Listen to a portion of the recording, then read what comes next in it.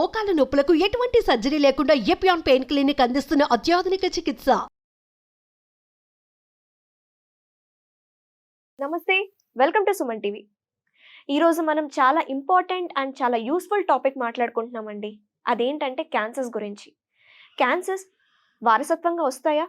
For example, మీ అమ్మకు కానీ మీ అమ్మమ్మకు కానీ క్యాన్సర్ ఉంటే మీకు వచ్చే అవకాశాలు ఉన్నాయా? ఇలాంటి విషయాలు తెలపడానికి ప్రస్తుతం మనతో పాటు ఉన్నారు ప్రముఖ gynae oncologist doctor Sai Lakshmi Diana గారు ఫ్రమ్ అపోలో హాస్పిటల్స్. వారితో మాట్లాడి ఈ క్యాన్సర్స్ గురించి మరిన్ని విషయాలు తెలుసుకుందాం.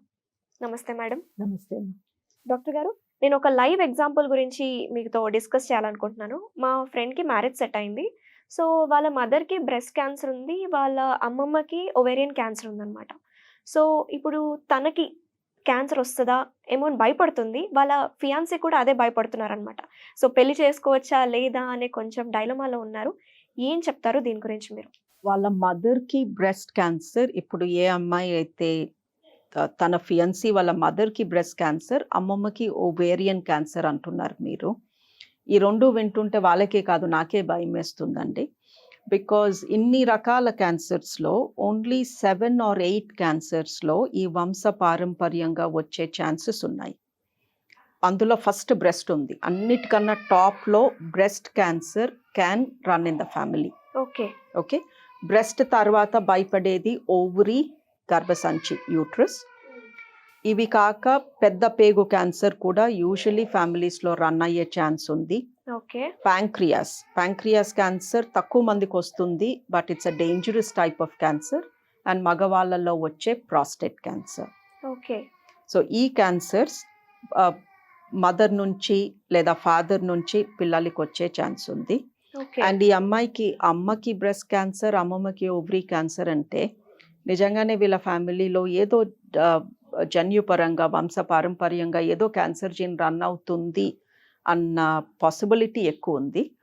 సో ఎవరికైనా అమ్మ, అక్క, చెల్లి, కూతురు లేదా నాన్న, వీళ్ళ 5గురిలో, సో మీ ఇమ్మీడియట్ ఫ్యామిలీ అంటే మన ఫ్యామిలీలో ఉండే ఎవరికైనా క్యాన్సర్ ఉంటే వాళ్ళ పిల్లలకి లేదా తమ్ముడికి, అన్నకి అలా వచ్చే ఛాన్సెస్ ఎక్కువ ఉంటాయి. సో వి ఆల్వేస్ టెల్ అమ్మ, నాన్న, అక్క, చెల్లి, అన్న, తమ్ముడు, కూతురు, కొడుకు, వీళ్ళు మన ఫస్ట్ డిగ్రీ రిలేటివ్స్. వీళ్ళలో ఎవరికైనా క్యాన్సర్ ఉంటే అదేం టైప్ క్యాన్సర్, ఫ్యామిలీలో రన్ అయ్యే టైపా కాదా చెక్ చేసుకోమంటాం ఆంకాలజిస్ట్తో. లేదా వీళ్ళెవరికి లేదు బట్ అమ్మ వైపు ఇద్దరికి లేదా నాన్న వైపు ఇద్దరికి ఉన్నా కూడా రిస్క్ ఎక్కువే. ఈ నేను ఇప్పుడు చెప్పిన ఈ క్యాన్సర్స్ పరంగా అబౌట్ 8 క్యాన్సర్స్. సో ఈ అమ్మకి ఉండడమే ఒక పెద్ద రిస్క్ ఫ్యాక్టర్. అమ్మమ్మకు కూడా ఉంది అంటే risk factor multiplies. So definitely వీళ్ళు టెస్ట్ చేయించుకోవాలి. ఈ టెస్ట్ పేరు హెరిడిటరీ క్యాన్సర్ జీన్ టెస్ట్. ఒకప్పుడు ఇండియాలో ఈ టెస్ట్ జరిగేది కాదు, అబ్రాడ్ USA, UKలో జరిగేది. ఒక 7-8 years నుంచి ఇండియాలో చేయటం మొదలు పెట్టారు. అంటే ఇప్పుడు మనకి డయాగ్నోస్టిక్ సెంటర్స్ ఉన్నాయి కదా మేడం, అక్కడ అవైలబుల్ లేదండి. ఇవి ఇంటర్నేషనలీ రెప్యూటెడ్ కంపెనీస్కే పంపిస్తాము. సో ఒక 2-3 మంచి కంపెనీస్ ఉన్నాయి. వాళ్ళు ఎలాంటి ఫెసిలిటీ ప్రొవైడ్ చేస్తారు అంటే, ఇప్పుడు నేను మీకు ఆ రెఫరెన్స్ ఇచ్చాను అనుకోండి, ఇప్పుడు ఎవరికి పడితే వాళ్ళు ఈ టెస్ట్ చేసుకుందాంలే ఏం పోయింది తెలిసిపోతుంది అనుకుంటారు కదా, అలా చెయ్యరు. Because implications are there. Positive వస్తే మళ్ళీ వాళ్ళకి అది తట్టుకునే శక్తి ఉండాలి. పాజిటివ్ వచ్చాక డాక్టర్ని కన్సల్ట్ అవ్వాలి, ప్రికాషన్స్ తీసుకోవాలి.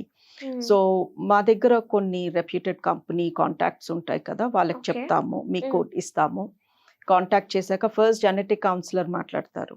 ఎందుకు టెస్ట్ చేయించుకోవాలనుకున్నారు, ఎవరికి క్యాన్సర్ ఉంది, అది నిజంగా ప్రూవ్ అయిన క్యాన్సరేనా, మీరు అలా అనుకుంటున్నారా, ట్రీట్మెంట్ ఏం జరిగింది. దెన్ ఇంటికి వచ్చి బ్లడ్ తీసుకుంటారు. ఒక 3-4 weeksకి రిపోర్ట్ వస్తుంది. అది ఫస్ట్ డాక్టర్కి ఒక కాపీ పంపించి మీకు పంపిస్తారు. యూజువలీ ఒకప్పుడు దీని కాస్ట్ 50,000 ఉండేది, ఇప్పుడు అరౌండ్ 13,000 to 20,000 మధ్యలో చేస్తున్నారు. బికాజ్ ఎక్కువ మంది చేయించుకునేసరికి కాస్ట్ తగ్గుతుంది. బట్ ఇది once in a life time test. ఎందుకంటే మన జెనెటిక్స్ మారవు, ఎప్పటికీ అంతే ఉంటాయి కదా, మన క్రోమోజోమ్స్ అంతే ఉంటాయి. కాబట్టి ఇవాళ చేయించుకున్న టెస్ట్ నేను బతికున్నాళ్ళు వ్యాలిడిటీ ఉంటుంది. సో ప్రతి ఇయర్ చేయించుకోవాలి, ప్రతిసారి ఇన్ని డబ్బులు కట్టాలి అలా కాదు. So this facility is there. And ఈ అమ్మాయికి మనం ఆ టెస్ట్ చేయించామనుకోండి, అందులో ఛాన్స్ ఉంది that she will be positive. Okay. Or there are chances that very unfortunately వాళ్ళ అమ్మకి అమ్మమ్మకి ఇద్దరికి క్యాన్సర్ అటాక్ అయ్యింది, బట్ బై గాడ్స్ గ్రేస్ అది హెరిడిటరీ క్యాన్సర్ కాదు అని వస్తే she's lucky. She is very lucky. But లేదు, వాళ్ళకి తేడా మూలంగానే వచ్చింది అండ్ జన్యుపరంగా వచ్చిన తేడా తనకు కూడా ఉంది అంటే 50% ఛాన్స్ ఉంది ఓకే. దట్ తను పాజిటివ్ అయ్యే ఛాన్స్. ఇది కానీ హెరిడిటరీ క్యాన్సర్ అయితే. ఓకే. సో తను పాజిటివ్ అయితే అమ్మో తనకి 50% క్యాన్సర్ వచ్చేస్తుంది అని మనం భయపడాల్సిన అవసరం లేదు. There are certain Precautions precautions we can take. So ఇట్లాంటి వాళ్ళకి ఒక ప్రోటోకాల్ ఇచ్చేస్తాము. అవి ఏంటి మేడం ఆ ప్రికాషన్స్? ఫస్ట్ కొంతమందిని మందుల పైన పెడతాము 5 years, సింపుల్ హార్మోన్ మెడికేషన్ పైన. ఫ్యామిలీ అయిపోయింది, బ్రెస్ట్ ఫీడింగ్ అయిపోయింది, పిల్లలు పుట్టేశారు అంటే కొంతమందికి ఎలెక్టివ్ గా బ్రెస్ట్ రిమూవ్ చేసి వాళ్ళ హైట్ అండ్ వెయిట్ కి సరిపడా సూట్ అయ్యే ఇంప్లాంట్స్ పెట్టి దెన్ వాళ్ళకి నార్మల్ బ్రెస్ట్ టిష్యూ లాగానే ఉంటుంది బట్ బ్రెస్ట్ తీసేస్తాము. అట్లా risk comes down to 0%. Okay. Breast feeding ఇచ్చినప్పుడు ఏమన్నా ఇబ్బంది ఉంటుందా మేడం? నాట్ అంటే ఇంప్లాంట్స్ పెడితే ఇంకా బ్రెస్ట్ ఫీడింగ్ ఉండదు. ఓకే. సో వాళ్ళని రెగ్యులర్లీ ఎవ్రీ 6 months చూస్తూ ఎగ్జామిన్ చేస్తూ, ఇక పిల్లలు పుట్టేశారు బ్రెస్ట్ ఫీడింగ్ పని అయిపోయింది అన్న తర్వాత సర్జికల్ ఆప్షన్ ఉంది, మెడికల్ ఆప్షన్ ఉంది. వాళ్ళని ఎక్కువ సార్లు స్కాన్స్ అవి చేసి చూస్తూ ఉంటాము. సో తను పాజిటివ్ వచ్చినా తనని పెళ్లి చేసుకోకూడదు అని ఏం లేదు.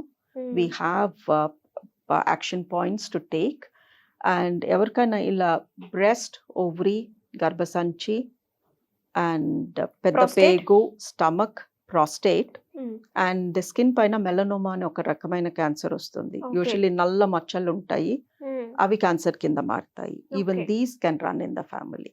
ఈవెన్ స్కిన్ క్యాన్సర్స్ కూడా ఛాన్సెస్ ఉంటాయి. మెలనోమా అనే స్కిన్ క్యాన్సర్. ఓకే. సో ఈ 7 క్యాన్సర్స్ కానీ ఇంట్లో మీ ఇమీడియట్ ఫ్యామిలీ మెంబర్లో ఉన్న ఆర్ ఒకవైపు అమ్మ వైపు నాన్న వైపు ఇద్దరికి ఉన్న ఆర్ ఈ 7లో ఏ 2 ఉన్నా, ఇప్పుడు ఒకరికి మెలనోమా ఉండి ఇంకొకరికి స్టమక్ ఉంది అనుకోండి, even then your risk. Risk factor ఎక్కువ ఉంది. సో ఇలాంటి రిస్క్ ఉన్న వాళ్ళు రోజు భయపడుతూ ఏదైనా అయిపోతుందేమో అని ఎదురు చూసే బదులు ముందే ఈ క్యాన్సర్ జీన్ టెస్ట్ చేయించుకుంటే we can take precautions. For example నా ఫ్రెండే తను might be 2nd stage or 3rd stage లో ఉంటే తను తీసుకోవాల్సిన జాగ్రత్తలు ఏంటి? Cancer 2nd stage 3rd stage లో ఉన్నాక జాగ్రత్తలు తీసుకునే టైం దాటిపోయింది. ఓకే.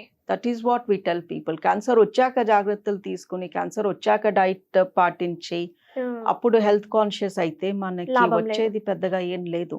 ఓకే. సో ఈ క్యాన్సర్ రాకముందే జాగ్రత్తలు తీసుకోండి. బ్రెస్ట్ క్యాన్సర్ కి biggest risk factor is obesity. Okay. పిల్లలు వద్దనుకోవడము, పిల్లలు పుట్టిన వాళ్ళకి బ్రెస్ట్ ఫీడింగ్ చేయకపోవడము.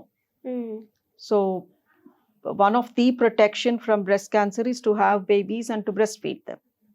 అట్లాని క్యాన్సర్ రాకూడదని పిల్లల్ని పుట్టించమని కాదు, బట్ ఫర్టిలిటీ ప్రాబ్లమ్స్ వచ్చేసి 38 దాటాక థింక్ చేసే బదులు తొందరగానే ఫ్యామిలీ ప్లాన్ చేసుకోండి. పిల్లలు పుట్టినప్పుడు take time to breast feed them. Right right. And obesity రాకుండా చూసుకోండి. డాక్టర్ గారు, మరి తనకి ఇన్ కేస్ మీరు చెప్పిన టెస్ట్ కనుక చేపించుకుంటే తనకి పాజిటివ్ వస్తే, సో తనకి ఆల్రెడీ ఇద్దరు బ్రదర్స్ ఉన్నారు, సో వాళ్ళు తీసుకోవాల్సిన జాగ్రత్తలు ఏంటి?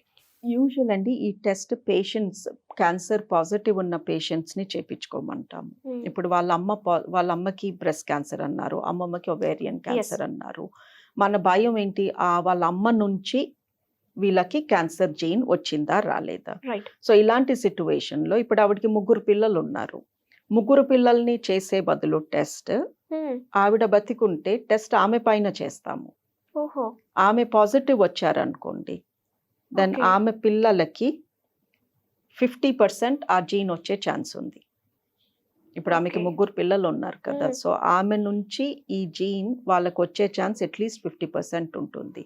So okay. యూజువలీ ఎప్పుడు కూడా పేషెంట్ బతికుంటే టెస్ట్ పేషెంట్ పైన చేస్తాము. ఆవిడ పాజిటివ్ వస్తే అప్పుడు పిల్లలకి చెప్తామమ్మా నీకు 50% రిస్క్ ఉంది, ఈ జీన్ వచ్చే రిస్క్, సో మీరు కూడా చేపించుకోండి అని. ఇప్పుడు ఆవిడ నెగటివ్ అయితే ఆవిడ పిల్లలకి ఇది జీన్ వచ్చే ఛాన్సే Chance లేదు. లేదు. సో ఇఫ్ సే ఆవిడ లేరు ఆర్ ఆవిడ ఈ టెస్ట్ చేయించుకోరు అనుకోండి, ఈ అమ్మాయి పాజిటివ్ వస్తే వాళ్ళ బ్రదర్స్కి కూడా ఇదే టెస్ట్ చేపిస్తాము. వాళ్ళు కానీ పాజిటివ్ వస్తే వాళ్ళకి pancreas cancer, prostate cancer risk చాలా ఎక్కువ మేల్స్ కాబట్టి, అండ్ వాళ్ళకి బ్లడ్ టెస్ట్ చేపిస్తాము. సో ఇనీషియల్లీ ఎవ్రీ 12 months చేపిస్తాము. వాళ్ళు 40 years దాటంగానే బ్లడ్ టెస్ట్ ఎవ్రీ 6 months చేపిస్తాము. వాళ్ళు 50 ఇయర్స్ దాటాక ఇంకా ఫ్రీక్వెంట్ గా చేసి అల్ట్రాసౌండ్ స్కాన్స్ కూడా చేయమంటాము. ఓకే. సో ఏడాదికి ఒక అల్ట్రాసౌండ్ స్కాన్ అబ్డమెన్ ప్లస్ ఆ బ్లడ్ టెస్ట్ తో మనకి తెలిసిపోతుంది వీళ్ళకి Okay. ఈ క్యాన్సర్ వచ్చే లక్షణాలు కనిపిస్తున్నాయని. ఓకే. ఫర్ ఎగ్జాంపుల్ నా పేషెంట్ ఒక ఆవిడకి breast Mm. Cancer risk gene positive వచ్చింది. ఓకే. సో ఆవిడకి తీసుకోగలిగిన ప్రికాషన్స్ తీసుకుంటున్నాము, రెగ్యులర్ స్కాన్స్ చేస్తూ. మ్మ్. వాళ్ళ బ్రదర్ ని చేపించుకోమన్నాము. మ్మ్. ఆయనకి లిస్ట్ ఇచ్చాము, మీరు ఈ బ్లడ్ టెస్ట్స్ ఈ స్కాన్స్ చేపించుకోండి అని. ఆయన చేపించుకోలేదు. ఈ టెస్ట్ ఈవిడకి ట్రీట్మెంట్ కాదు, ఈవిడ్ని ఫాలో అప్ లో ఉంచాను. ఈలోపు 8 నెలల్లో ఆయనకు ఆల్రెడీ ప్రాస్టేట్ క్యాన్సర్ వచ్చింది. ఓకే. సో ఆయన పిఎస్ఏ అనే బ్లడ్ టెస్ట్ చేసుకుని అల్ట్రాసౌండ్ స్కాన్ చేసుకోండి సార్ అని క్లియర్గా ఇన్స్ట్రక్షన్స్ ఇచ్చాము. But he didn't follow. With in 8 months I'm seeing him undergoing prostate cancer treatment. అంటే నాకు ఎందుకు వస్తుందిలే అని కొంచెం అంటే నెగ్లెక్ట్ అండి. బాగున్నాను Yes. కదా, నాకు Yes, right. 39 years, నా ఈ ఏజ్ లోలే, సరే కొంచెం పెద్ద అయ్యాక చేపించుకుందాం అనుకున్నాడు ఆయన. మేము Cells కూడా అనుకోలేదు multiply యాక్చువల్లీ అయిపోయింది. అంత చిన్న వయసులో ఆయన ఆల్రెడీ ప్రాస్టేట్ క్యాన్సర్ వస్తుంది అని. సర్ప్రైజింగ్లీ ఈ అమ్మాయి ద్వారా ఆయన్ని పట్టుకున్నాము, but he didn't follow the instruction and now he's undergoing treatment for prostate cancer. So ముందే ఐడెంటిఫై చేసి కూడా కొంతమంది తగ్గ యాక్షన్ తీసుకోవట్లేదు, కొంతమంది టెస్టే చేయించుకోవట్లేదు. So Right. ఇంట్లో స్ట్రాంగ్ ఫ్యామిలీ హిస్టరీ ఉంది అంటే వీళ్ళు జాగ్రత్తలు తీసుకుంటే బాగుంటుంది. ఉంది. ఇప్పుడు టెస్ట్ ఉన్నప్పుడు దాన్ని చేయించుకోకపోవడంలో అర్థం లేదు. సో యాంటీ క్యాన్సర్ ఫుడ్స్ గురించి డిస్కస్ చేద్దాం. సో ఎలాంటి ఫుడ్స్ లో ఈ యాంటీ క్యాన్సర్ ఏజెంట్స్ ఉంటాయి, ఎలాంటి ఫ్రూట్స్ కానీ ఎలాంటి ఫుడ్ తీసుకుంటే బాగుంటుంది? Mainly food should be fresh. Okay. దాంట్లో ఉన్న విటమిన్స్, దాంట్లో ఉన్న మంచి పదార్థాలన్నీ చచ్చిపోయి ఎండిపోయి ఫ్రీజర్లో నెలల తరబడి ఉన్నాక తింటే అవేవి మనకి వంట పట్టవు. Right. So what ever your eating, eat fresh. అందుకే లోకల్ ప్రొడ్యూస్ తినమంటారు. సో ఇవాళ కోసింది రేపు మార్కెట్లోకి వస్తుంది, ఎల్లుండి మీ పొట్టలోకి వెళ్తుంది. అక్కడెక్కడి నుంచో ఊర్ల నుంచి ఫ్రీజర్స్లో పెట్టి గోడౌన్స్లో పెట్టి ఎప్పుడో మన దగ్గరకు వచ్చే బదులు. So fresh, eat fresh. And any food which has colour, green color, purple color, red color ఉన్న anything, pumpkins or beetroots, carrots, green leafy vegetables, even fruits, blueberries, raspberries, manna, watermelon, whatever fruit has color in it is very good because it is full of antioxidants. Okay. And manna South Indian food lo garlic, onion, turmeric is compulsory. మన పెద్దలు తెలుసో తెలియకో ఇవన్నీ include చేసి వండుకునే వాళ్ళు, మనం ఇప్పుడు అదంతా వదిలేసి ఇంకో రకంగా తింటున్నాము. అవును. ప్రిజర్వేటివ్స్ యాడ్ చేసిన ఫుడ్, బయట జంక్ ఫుడ్స్ తీసుకోవడం స్టార్ట్ చేసాము. So I think we should go back to how we used to eat and we'll be fine. And eating and consumption, intake and output should always be balanced. ఎక్కువ ఖర్చు పెట్టట్లేదు, sedentary life style అంటే దానికి తగ్గట్టు తక్కువ తినండి. That's it. Thank you doctor గారు. ఈ రోజు మనం చాలా వాల్యుబుల్ టాపిక్ గురించి డిస్కస్ చేసాం అండ్ మీరు కూడా చాలా గుడ్ ఇన్ఫర్మేషన్ ఇచ్చారు. ఈ వారసత్వంగా వచ్చే క్యాన్సర్స్ ఎలా ఉంటాయి, ఏ క్యాన్సర్స్ వస్తాయి అండ్ మనం తీసుకోవాల్సిన ఫుడ్ ఎంత ఫ్రెష్గా ఉండాలి అని చాలా క్లియర్గా చెప్పారు. Thank you so much. Thank you.